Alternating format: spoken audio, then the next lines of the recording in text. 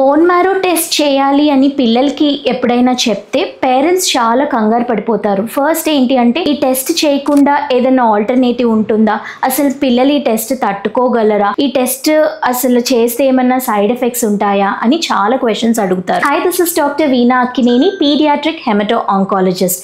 So bone marrow అనేది అవసరమైతే తప్ప మనం సజెస్ట్ చేయము. మన పిల్లల బ్లడ్ బెటర్గా అర్థం చేసుకోవడానికి, వాళ్ళ కండిషన్ డయాగ్నోస్ చేయడానికి బోన్ మ్యారో చేయాలి. ఎందుకంటే పిల్లలకి బోన్స్ మధ్యలో ఉండే గుజ్జుని బోన్ మ్యారో అంటారు. అందులోనే బ్లడ్ సెల్స్ పుడతాయి కాబట్టి ప్రాబ్లం ఏంటో బెటర్ గా తెలుస్తుంది. సో బోన్ మ్యారో యూజువల్ గా చాలా బెటర్ గా టాలరేట్ చేస్తారు అండ్ చాలా simple and quick procedure.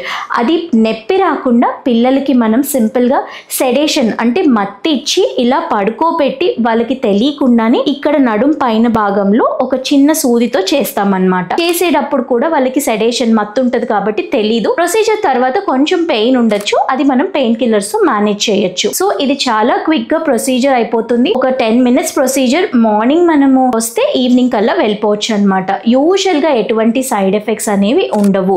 So అవసరం అయితే బోన్ మ్యారో ఎప్పుడైనా సజెస్ట్ చేస్తే డెఫినెట్ గా చేయించుకోవాలి. And please consult your paediatric haemato oncologist for expert opinion.